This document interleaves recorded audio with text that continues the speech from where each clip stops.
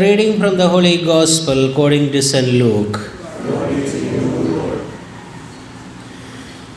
Jesus said to his disciples, "The Son of Man is destined to suffer grievously, to be rejected by the elders and chief priests and scribes, and to be put to death, and to be raised up on the third day." Then to all he said, "If anyone wants to be a follower of mine, let him renounce himself, take up his cross every day, and follow me. For everyone who wants to save his life will lose it. But anyone who loses his life for my sake, that man will save it.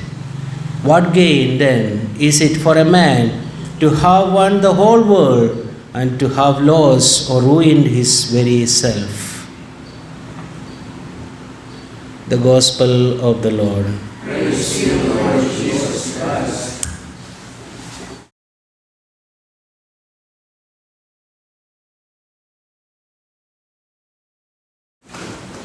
My dear brothers and sisters, the first reading from the book of Deuteronomy. You can imagine Moses just standing with the Israelites in front of the Jordan just before they cross into the promised land. And he's telling them all these things. It's great teaching, and they hold on to this. This becomes what is called the law of Moses. And he tells them, I place before you life and death. I place before you a blessing or a curse. And I tell you, you must keep the way of the Lord, the covenants that you have made with the Lord, and not maybe going into the promised land and holding on to the gods of the foreign nations. It's very important teaching for them. I say, I place you, let heaven and earth bear witness to me today that I place before you life and death. Now, Jesus in the gospel is giving the apostles and the disciples as well a very important teaching. First of all, he gives them a prediction of what he's going to go through. And he says that the Son of Man is destined to suffer. He'll be handed over to the chief priest and the scribes and be put to death. But it's not only death, but to be raised up on the third day. So they must be dying and then being raised up. Recently, when they had the Nagyang festival, on the nights when they had the lights in the college, we are all in festive. Even the students went out. All of us were out to see the march pass and then the lights and everything. And there was this peak moments that arrived that everybody is waiting for. The fireworks. I mean, we had all the things, the demonstrations, but everybody is waiting for the fireworks. And then the firework comes, everybody gathers now, and everybody is watching this wonderful scenario of these lights coming up. And you can hear the expression, "Whoa," and then it goes down. And then one comes up, "Whoa," and people are very happy about that. It's so wonderful to see that. And the sky is lighted up. But what I was really reflecting about that is after everything, and then everybody is happy and everybody is clapping, and that is finished. Everybody goes home. It's forgotten. Nobody ever remembers that again. But what really touched me is the moment one of the biggest fireworks came out and then it lighted up the sky. And it's very wonderful to behold that. But it also disappears very fast. It's like if we had it permanently, it would be the most wonderful scenario to see. But it comes up and it disappears. It comes up and it disappears. And I just thought for a moment that our life is like that.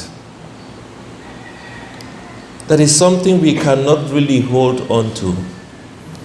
There is nothing in life that we can really hold on and say, this is beautiful and it's going to last forever. No, there is nothing.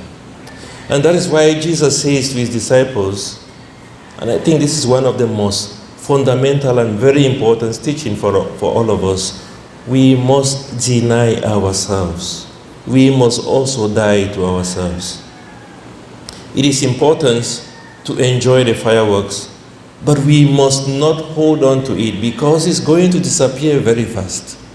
It's going to disappear very fast. The letter of St. James chapter 4 verse 13 and 14, he says that our life is like a smoke that appears and disappears. It's the same analogy like these fireworks. And that is, we must behold it. We must enjoy that moment. We must enjoy this life.